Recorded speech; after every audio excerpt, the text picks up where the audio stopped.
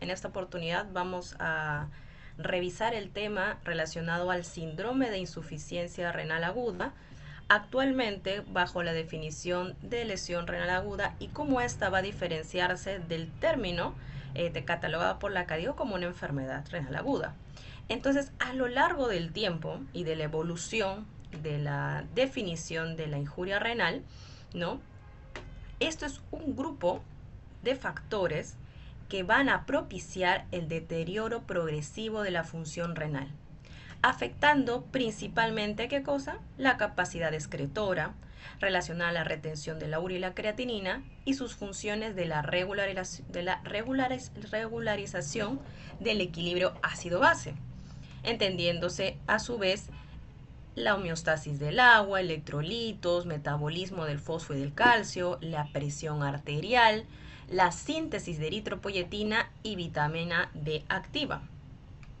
Entonces, cuando hablamos de la clasificación en general de la enfermedad renal, nosotros tenemos actualmente la definición como lesión renal aguda o insuficiencia renal aguda, aquella situación en la cual existe un deterioro brusco, ¿no?, de la función renal.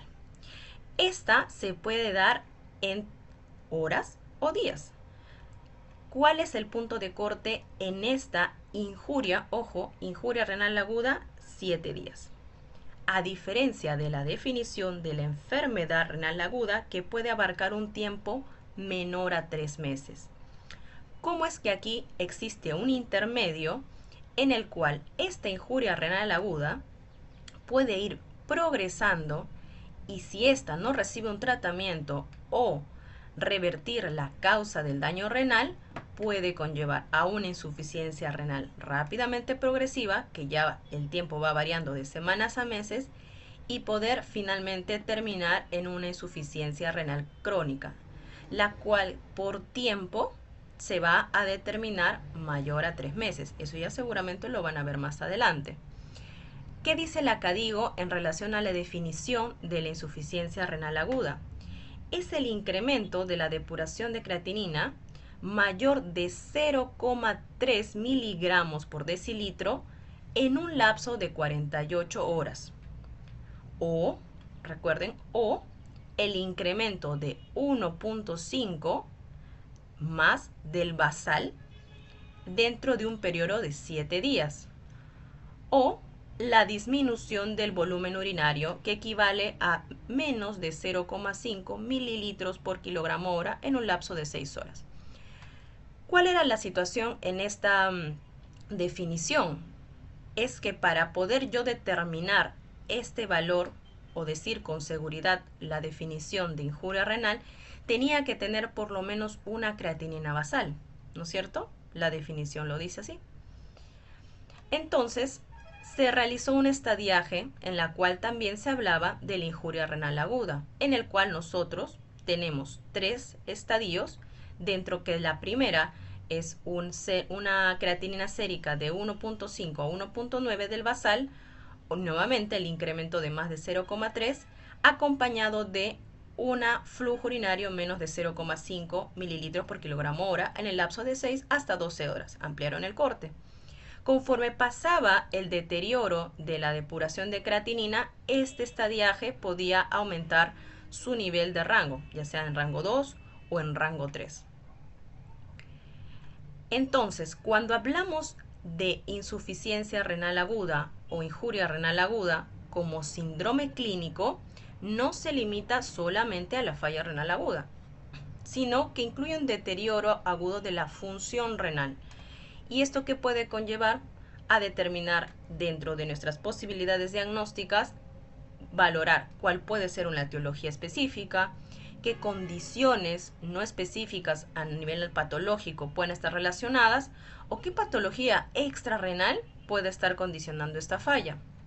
Entonces, hay algo muy cierto, el espectro de la injuria renal abarca desde cambios funcionales tan mínimos como hasta la necesidad de dializarse, conectando estados de la salud renal con la enfermedad renal crónica. No sé si es casualidad que Está buena yo la música, cosa pero como estamos en compartir clase, por favor, ahí no sé, creo, Alicia, no te sé. pudiera poner mute. ¿Qué pasa? A Si ver, acá quiero está el tu boca, sé micrófono. que Ahí está, mute, ya está, listo. Muy bien, entonces, vamos a considerar, entonces, dicho esto, vamos a arrojar la primera pregunta.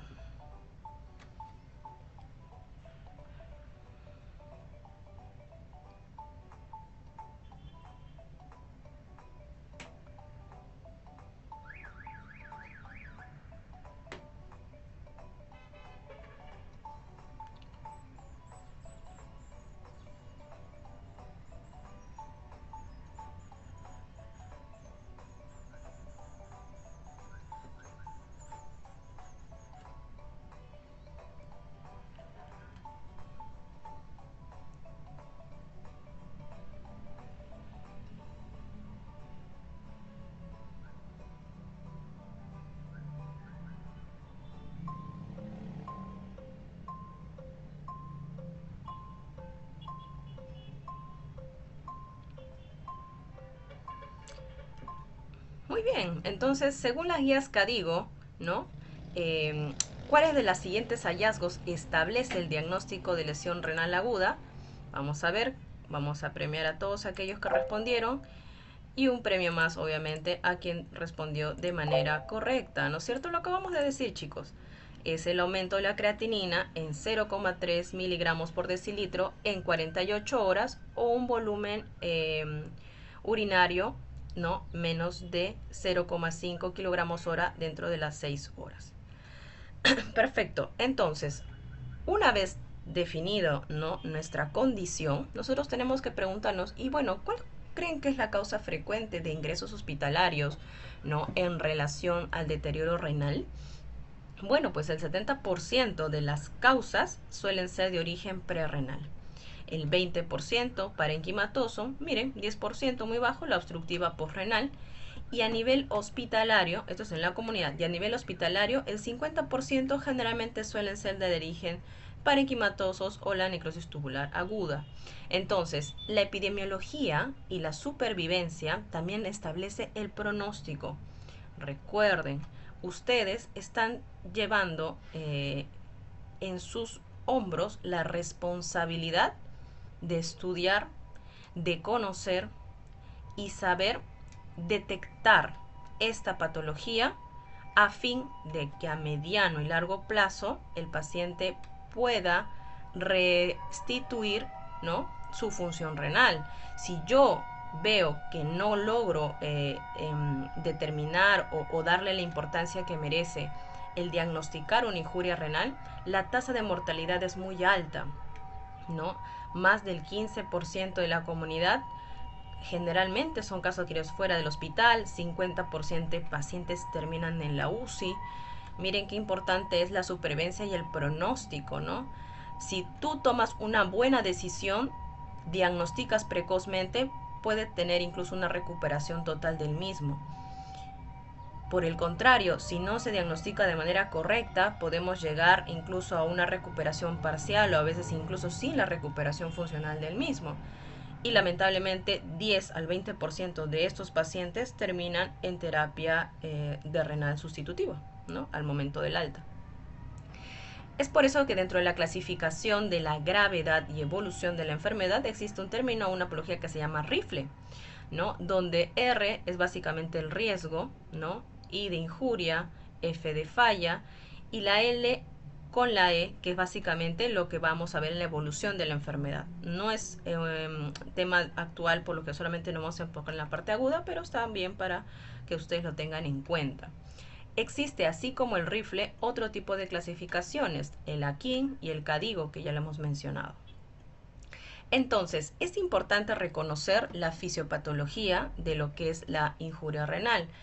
Vamos a ver etiopatogenia. Dentro de la etiopatogenia, ya lo había mencionado, tenemos causas bruscas que pueden afectar, ¿no?, la función del riñón y por ende la disminución del filtrado glomerular, ya sea de causa prerrenal, que esté relacionado directamente con la falta de perfusión, parenquimatosa, que sea netamente de la estructura renal, o obstructiva, que generalmente es a nivel del flujo urinario.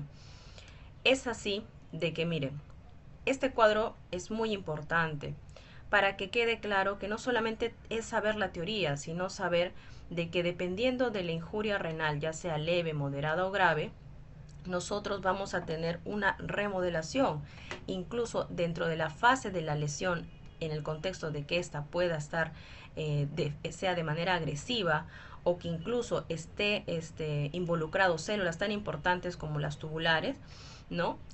Tenemos la capacidad y el resultado a largo plazo de que este paciente que puede haber tenido una injuria renal diagnosticado precozmente, tratado precozmente con una fase de recuperación lenta, pero puede completamente recuperar su función y la estructura de una nefrona.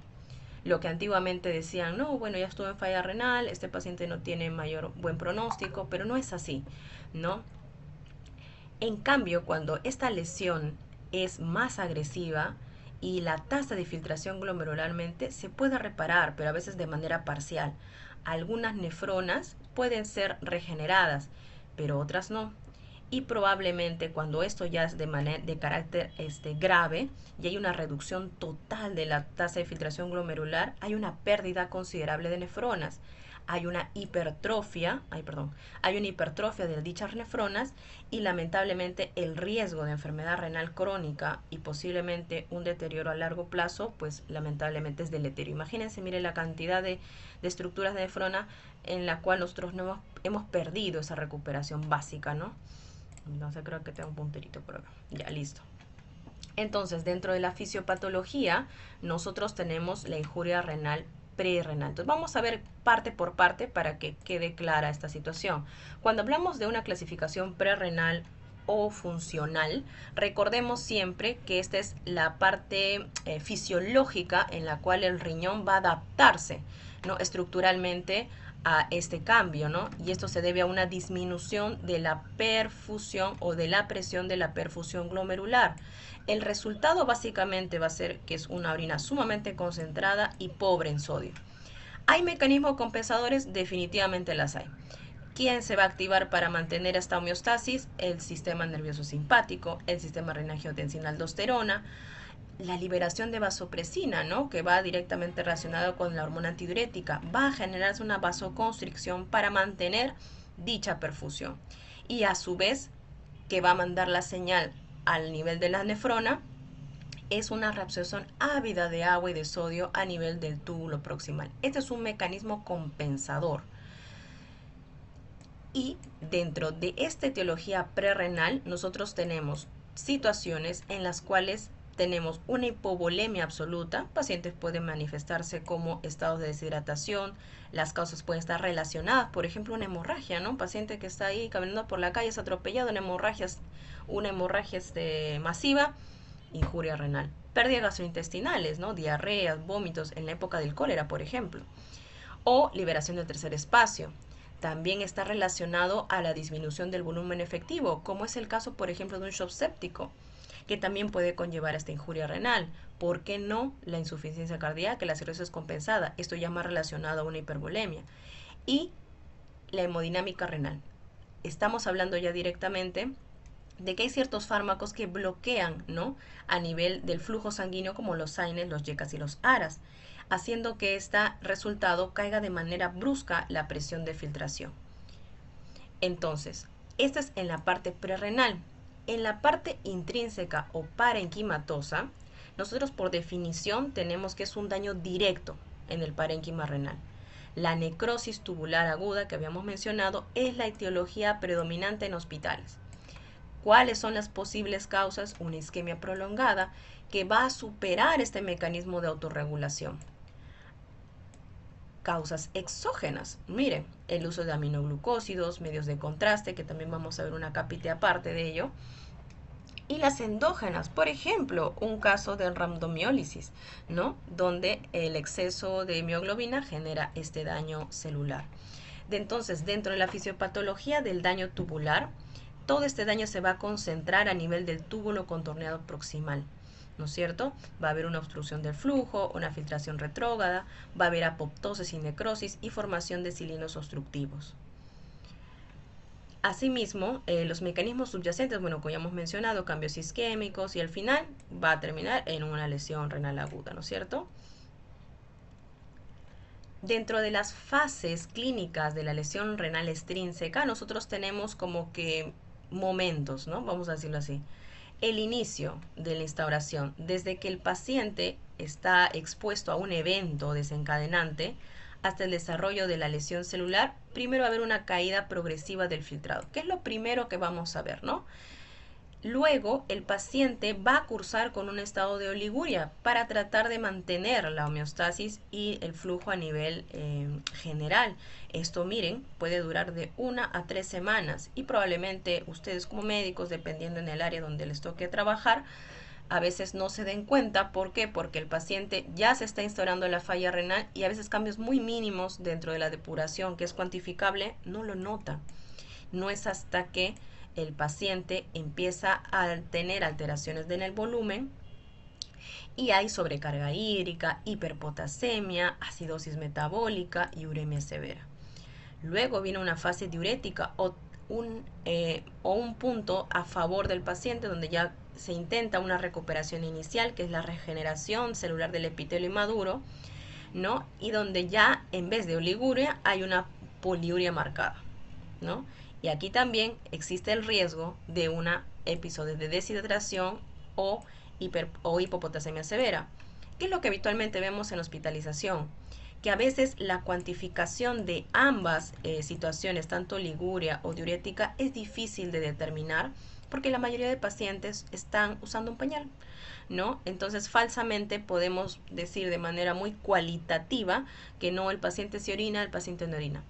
Cuando está en un paciente en unidad de shock o en una unidad crítica, sí, la única manera de poder determinar la función renal o la diuresis real es con una sonda Foley y o que el paciente esté totalmente consciente, que generalmente no estaría en una unidad de shock trauma, y pueda ser cuantificada de manera proporcional, ¿no? la cantidad de orina que pueda estar teniendo el paciente. De otra manera no se puede, ¿no? Es mentirnos, ¿no? Decirnos, no, que pesó el pañal, que luego pesó el paciente. No es así. Y finalmente la resolución o convalecencia, resolución del edema tubular y finalmente retorna todo lo que es a sus valores basales. Entonces, todas estas fases clínicas son las que atraviesan, ¿no? la injuria renal de tipo extrínseca. Pero así como existen esto, que es algo muy general, también hay otras causas que son relacionadas a esta patología. Dícese la nefritis intersticial aguda, que básicamente es la reacción, miren, reacción inmunoalérgica que se va a desencadenar por fármacos. Por ejemplo, consumo crónico de AINES, ¿no es cierto? Que va a haber la injuria a nivel de las células generando un mecanismo proinflamatorio y a su vez deteriorando, ¿no? la función glomerular. También tenemos la glomerulonefritis y vasculitis. Esto ya no está relacionado a una anoxa como los fármacos, sino una inflamación directa de la parte de la filtración o a nivel de los vasos sanguíneos, ¿no es cierto? Que va a generar, ¿qué cosa? Nuevamente, destrucción y deterioro de nuestra unidad funcional, ¿no es cierto? Muy bien. Y finalmente tenemos la injuria renal posrenal o de carácter obstructivo. Esta es un poquito más sencilla porque por obvias razones habíamos dicho que era una alteración del flujo de la orina. ¿Y esto cómo puede ser? Básicamente una obstrucción que genere un aumento retrógrado de la presión hidrostática. El riñón produce la orina, la misma baja por los uréteres, se deposita en la vejiga y finalmente es expulsada por la uretra, ¿no? Eso es lo básico que sabemos nosotros en relación al mecanismo de excreción de la orina. Pero ¿qué pasaría, chicos, si a nivel del uréter hubiese una obstrucción? El riñón va a seguir produciendo la orina, ¿no es cierto? Pero no va a poder ser expulsada. ¿Qué va a pasar? Aumenta la presión hidrostática y de manera retrógrada van a verse afectados los túbulos colectores y hacia atrás la cápsula de Bowman y hacia atrás la presión capilar, ¿no? Y va a haber una disminución abrupta de la filtración glomerular. Va a decir, bueno, ¿qué va a decir el glomérulo? Ok, veo que acá hay una presión adecuada, no necesitan de mi ayuda y ¡fum! Deja de funcionar. Si esto se mantiene de manera perenne, ¿no? Lamentablemente el paciente puede llegar a perder, ¿no? la función renal del mismo, ¿no? Entonces ahí se convierte en un riñón excluido. Entonces las causas más frecuentes, ya hemos dicho, miren, fíjense, la hiperplasia prostática benigna. Ojo ahí a sus pacientes adultos mayores, varones, a partir de los 50 años ya deben estar viendo este diagnóstico, ¿no? Por lo menos sospecharlo. No, doctora, estoy orinando a chorros, a veces orino poquito, como que no, ya, listo, ok. Piensen en una causa prostática benigna. Recuerden, que un paciente te diga que esté orinando no significa que lo haga de manera adecuada. Por eso hay un estudio que se llama una ecografía para ver residuo postmiccional. Paciente orina, pero un porcentaje de la orina queda en la vejiga. ¿No es cierto?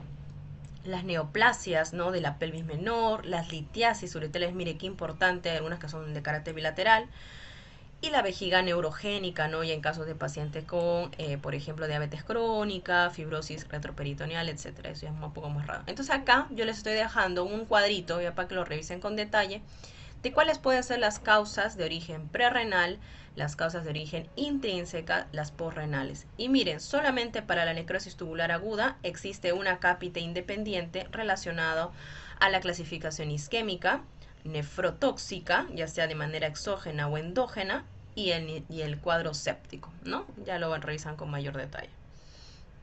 Entonces, cuando nosotros tenemos consideraciones epidemiológicas también importantes, ¿no? Hay áreas a nivel mundial donde el clínico también tiene que contemplar otras etiologías regionales. Por ejemplo, las infecciones tropicales, causas directas de lesión renal aguda, toxinas botánicas, exposición accidental o a compuestos naturales, químicos, contaminantes o en regiones, etcétera, etcétera. ¿No? La importancia de la valoración precisa, ¿no? Vamos a ver, aquí tenemos dos estados de volemia, ¿no? La determinación de un estado de dilatación o el volumen intravascular va a constituir el pilar semiológico. En cristiano hay riesgos de una valoración errónea. Nosotros creemos de que un paciente, bueno, que tiene exceso de volumen, ¿no?, se exacerba la congestión, eleva la mortalidad de los riñones y decimos, no, acá está todo bien. Y solamente a veces lo más llamativo suele ser la llamada de atención de una restricción hídrica. Pero esto que va a generar, perpetuar la isquemia renal, chicos, y va a agravar el cuadro clínico. Entonces, cuando hablamos de la semiotecnia, del déficit del volumen o hipovolemia, ojo, hipovolemia, hay desafíos en el paciente mayor. Seguramente los que están leyendo el Argente habrán notado de que en cada capítulo hay una parte solo dedicada al adulto mayor. Y es porque justamente ellos, a diferencia de los adultos, presentan otro tipo de características. La semiología del adulto y del anciano pueden interpretarse con mucha cautela. Los signos tradicionales de deshidratación generalmente están asociados al signo de pliegue, la sequedad de la mucosa oral o la presencia de ojos hundidos, ¿no? Esta es una pérdida fisiológica de la elastina, ¿no?, y la respiración bucal frecuente. Hay algunos signos vitales ortostáticos, ¿no? Hay una alta confirmación diagnóstica cuando, por ejemplo, el paciente hay un incremento en la frecuencia cardíaca, cuando hay un cambio postural, incluso aumenta más de 30 latidos por minuto, de supino a bipedestación. Paciente estás echadito, tú lo sientas y taquicardia. Mareo postural, especificidad, mire, siempre hablamos de lo que es el Lighthood Rating, ¿no es cierto? Hablamos de semiología basada en evidencias. Cuando hay este tipo de manifestaciones hay una especificidad del 98% para tú determinar de que el paciente puede estar cursando un cuadro de hipovolemia significativa.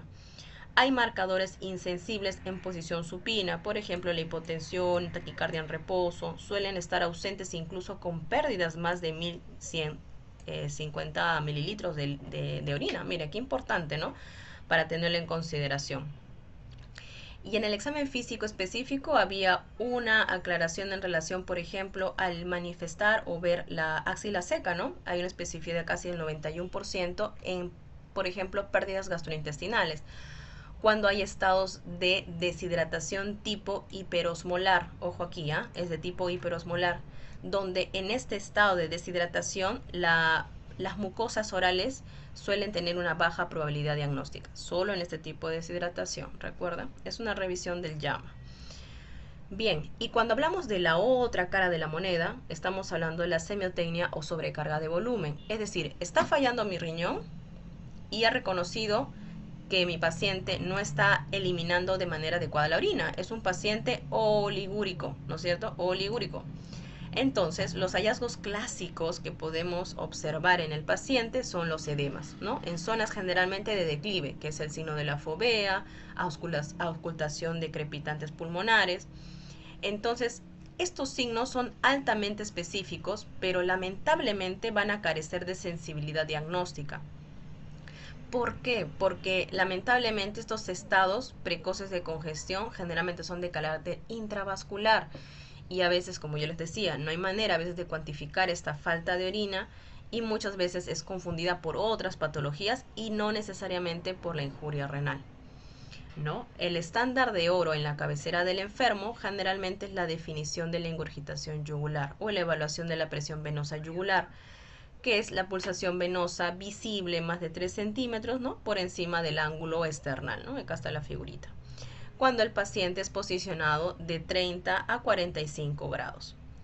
La evidencia diagnóstica, nuevamente utilizando el likelihood ratio, es una especificidad mía del 92% y un índice de verosimilitud de casi de 4.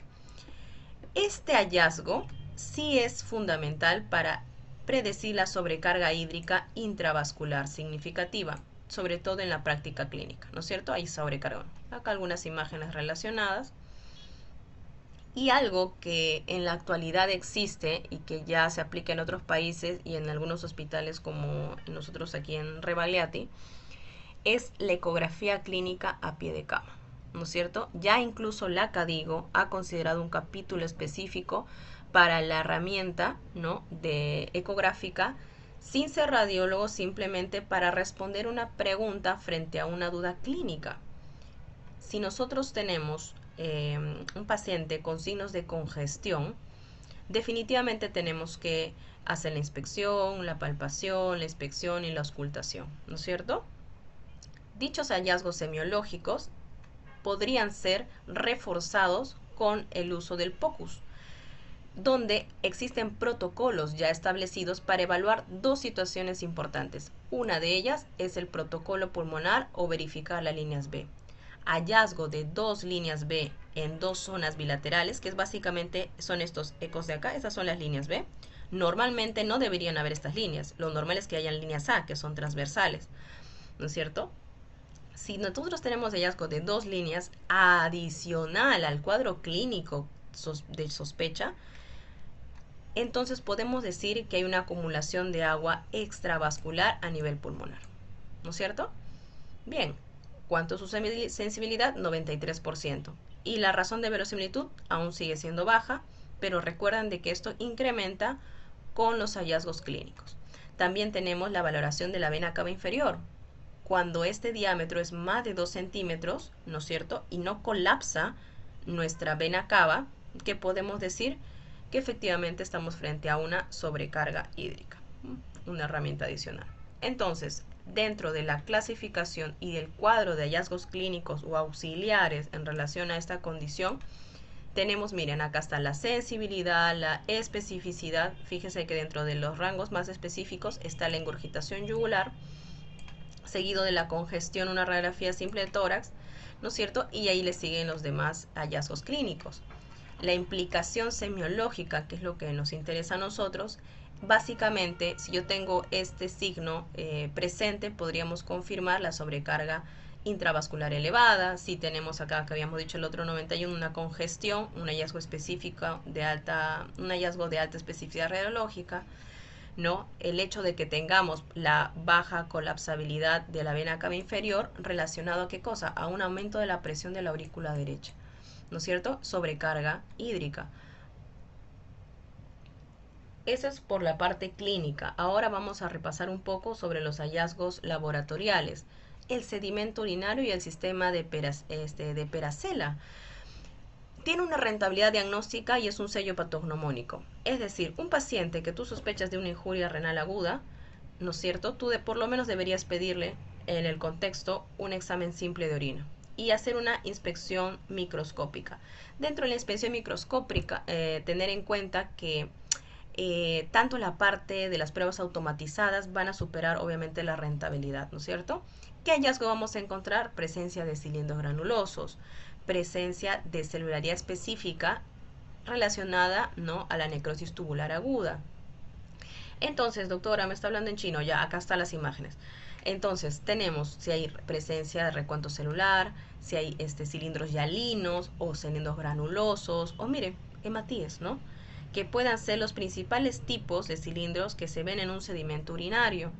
Entonces, de acuerdo a los hallazgos, miren, para aquellos que les interese hacer la parte de patología clínica, ¿no?, como médicos, cada característica que encontremos en este sedimento va a estar relacionado a la composición, por lo menos, de estas estructuras. ¿Se acuerdan ayer que habíamos hablado de la proteína de Kahn-Hoffmann?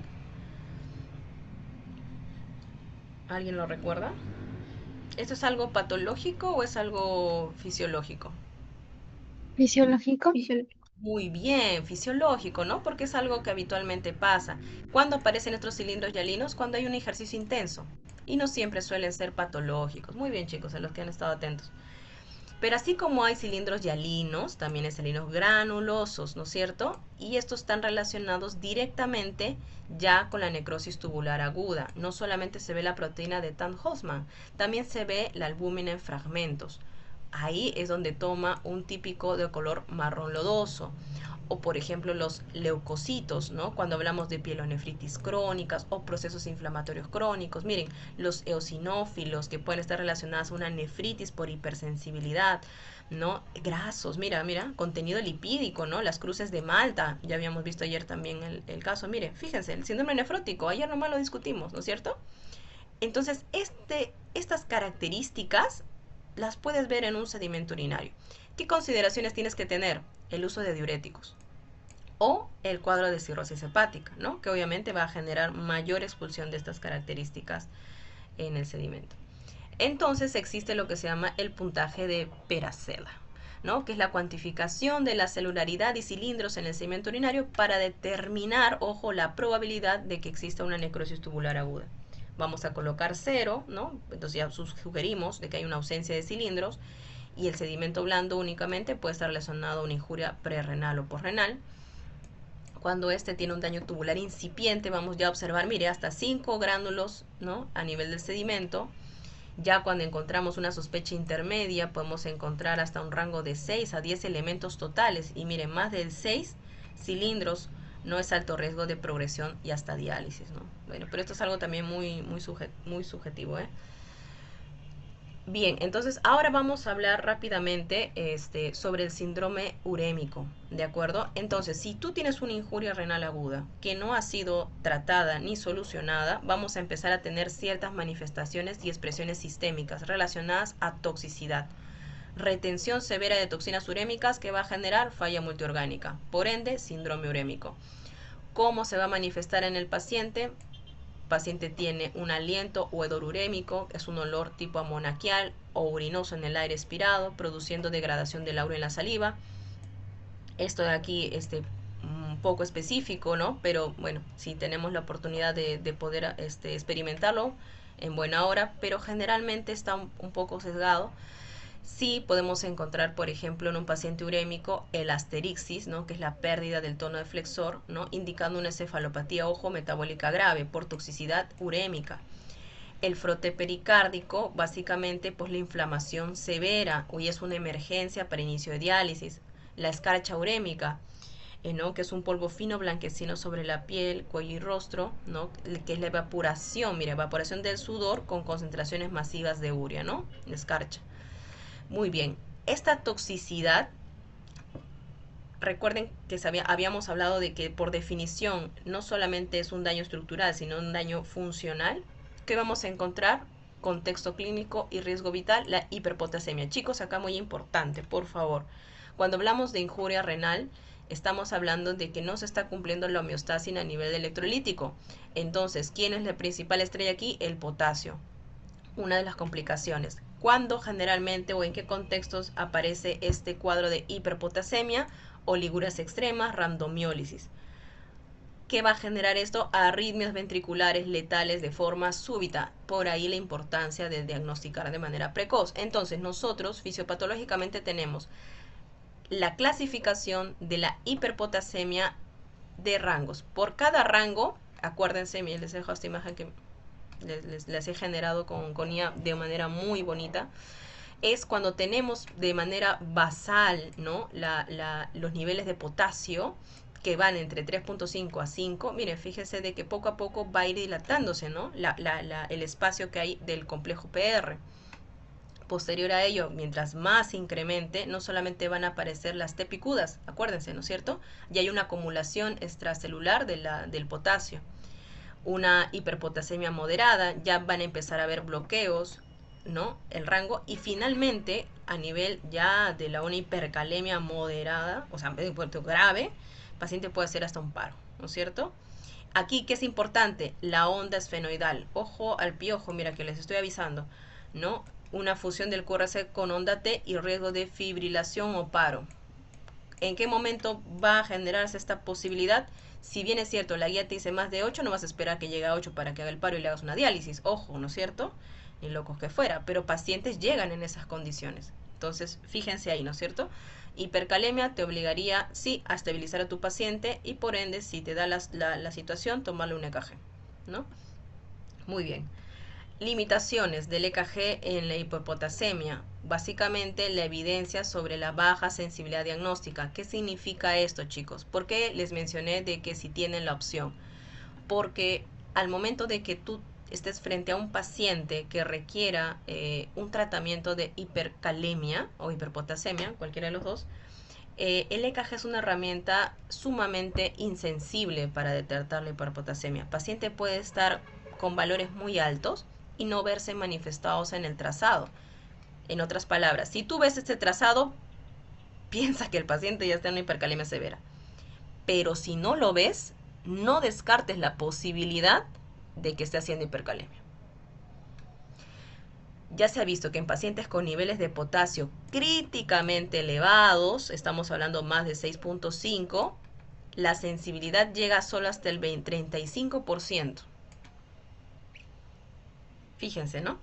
Ya está. Esta insensibilidad sobre todo va a ser superada en pacientes, por ejemplo, que son enfermedades renales crónicas o que ya están en terapia dialítica. Es decir, que no nos sorprenda que llegue un paciente con antecedentes de enfermedad renal crónica, que tenga un cuadro de hiperpotasemia y que tenga un EKG relativamente normal. ¿Por qué? Porque ya su organismo está soportando fluctuaciones significativas sin que exista una toxicidad eléctrica inmediata. Interesante, ¿no? Muy bien. En este caso, entonces vamos a la siguiente pregunta. En la exploración física de un paciente con síndrome urémico grave por insuficiencia renal aguda, ¿qué signo neurológico es un hallazgo clásico?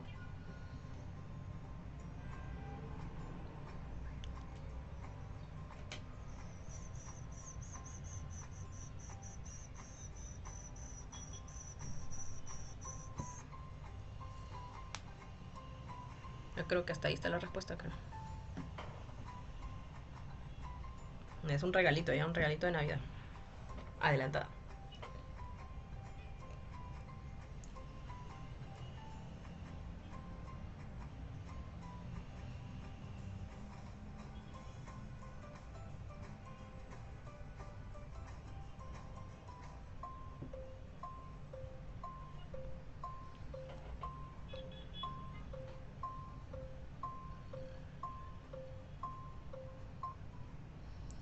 A ver, vamos a ver qué dicen las estadísticas. Ajá, muy bien. Vamos a premiar con estrellitas a los que participaron y a los que dijeron de manera correcta. ¿No es cierto? Recuerden, ¿no? Estamos hablando de un hallazgo donde la urea está realmente elevada y es un grado de toxicidad. Lo mencioné en la exposición. Asterixis o temblor alternante, que es un signo clásico, ¿no? Y esto es básicamente por acumulación de las toxinas nitrogenadas, ¿no es cierto? Bien, signo de Babinski no es el caso porque esto más está relacionado a una lesión de la neurona motora superior, que es muy inespecífico para la uremia, ¿no es cierto? Muy bien. El abordaje semiológico y manejo inmediato. Importante aquí, chicos, según las guías NICE y CADIGO, ¿no? Establecen que usted debe sospechar ante cualquier paciente con enfermedad aguda que presente sobre todo factores de riesgo predisponentes o síntomas de disfunción renal.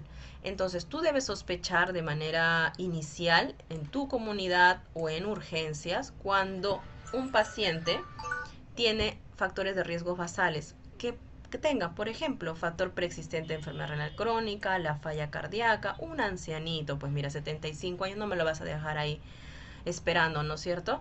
Que tenga pacientes diabéticos, enfermedad hepática, cuadros agudos precipitantes, ¿no? Por ejemplo, que esté encima, que nuestro paciente es adulto mayor, está séptico, con una infección urinaria, vomitando, lo tienes al pobre pacientito, ¿no es cierto? Eso tener en consideración. Y encima usa AINES, porque está que le duele la columna al pobre hombre, ¿no? Entonces, mira, a veces se suman hasta estos tres factores, ¿no? Esto hace que tengas evaluaciones que no vas a negociar con nadie, pues no son negociables estas cosas, ¿no? Y y ahí se creó el protocolo de evaluación dictado por guías clínicas. Primero, creatinina basal de cajón, ¿no? Para comparación inmediata de la creatinina actual con el que posteriormente pueda tener tu paciente. Una simple tira reactiva para ver y documentar si hay hematuria, proteinuria, piuria, glucosuria. Gasto urinario, monitorea de manera estricta la orina y siempre, chicos, que tengamos un paciente que sea inestable y que tengamos de por sí la sospecha diagnóstica de una falla renal, obligadamente tomar gasometría, ¿no es cierto? Muy bien, riesgos del contraste yodado, algo que les había traído el capítulo acá, vamos a la manera muy rápida para que no se nos cruce con otra clase, y es que también se habla mucho del uso de contraste y la falla renal. Por ese motivo, se clasificó o se hizo una evaluación de qué pacientes podrían tener o ser más susceptibles a este tipo de contrastes. Adultos mayores, fallas cardíacas, trasplante renal previo, deshidratado, diabetes, enfermedad renal crónica. Y el umbral de riesgo significativo en pacientes con estas variables puede adoptar incluso con una tasa de filtración menos de 40. Es decir, si tiene esto más esto, existe sí un porcentaje de riesgo de que haga esta falla, ¿no es cierto? Entonces se creó la puntuación de Meran para la nefropatía por contraste, haciendo hincapié en los factores relacionados o antecedentes clínicos y valorando punto por punto, haciendo un checklist de qué pacientes podrían tener cierto puntaje y de acuerdo a este puntaje catalogarlo, riesgo bajo hasta muy alto. ¿No? Esto de acá también, igual acá hablamos de la esperanza de vida. Miren, qué interesante este cuadro. Hablan de que la edad, la injuria renal temprana, ¿no es cierto? Nosotros tenemos un tiempo de vida, ¿no? Este es nuestro rango de edad, esta es nuestra tasa de filtración. Incluso el día que vayamos a fallecer todos, si es que mantenemos todo de manera ideal, vamos a decirlo así, nuestro riñón va a vivir más que nosotros. Es la esperanza de vida promedio y la esperanza renal promedio, que es más que la vida promedio de cada uno, ¿no es cierto? Pero esta esperanza de vida renal promedio se va a ver mellada por ciertos grados de infecciones urinarias. Ya les puse una imagen muy bonita, ¿no? Que sale ahí repartiendo ahí agüitas, ¿no? ¿Cuántos de aquí en la clase han tomado hasta esta hora por lo menos sus 4 o 5 vasos de agua? No hablamos de jugos, no hablamos de gaseosas, no hablamos de café, no, agua. Espero que sean muchos. Recuerden cuidar sus riñones, chicos, ¿no? Hay una cosita bien interesante de los hermanos riñones, bueno, para aquellos que lo han visto. Esto, ¿no? Entonces la presentación de síntomas. Aquí acápites importantes antes de terminar. Que sean directamente relacionados. Hay síntomas que te van a gritar a los cuatro vientos. Soy una injuria renal, atiéndeme. Pero hay algunos que son asintomáticos, ¿no? Y esto también nos lleva a ser un poco más minuciosos o que puedan estar relacionados a patologías, ¿no? Siempre valorar el gasto urinario es fundamental para el control del paciente. Aquí algunas manifestaciones que ya hemos conversado, afectaciones tanto sistémicas, recuerden, existen también afectaciones clínicas importantes relacionadas al síndrome cardiorrenal y una disfunción progresiva que puede causar incluso un daño miocárdico. Acá también en la parte, esto ya lo dejo para que lo revisen, relacionado a la disfunción inmunológica. No solamente hablamos de una inflamación sistémica, sino un flujo fisiopatológico con respuesta inflamatoria alterada. Es lo mismo, un poquito más de lo mismo. Y miren, esta imagen también interesante, cómo es que una cosa conlleva a la otra y así sucesivamente. ¿Una enfermedad renal crónica puede ser una insuficiencia renal aguda? Claro que sí. ¿La insuficiencia renal aguda puede progresar a una enfermedad renal crónica? Claro que sí, ¿no? Entonces todo es un conjunto de situaciones y esto solamente se va visto o determinado por el tiempo. Entonces, una más.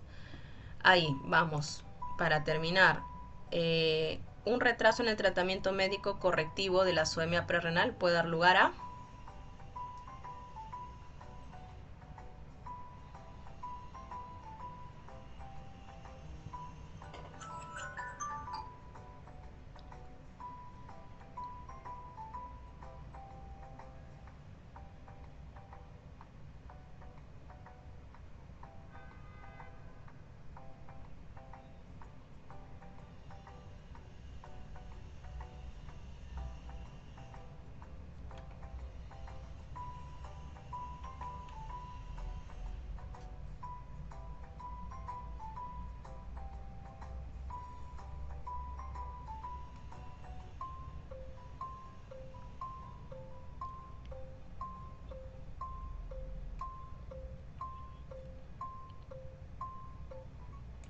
A ver, vamos a ver.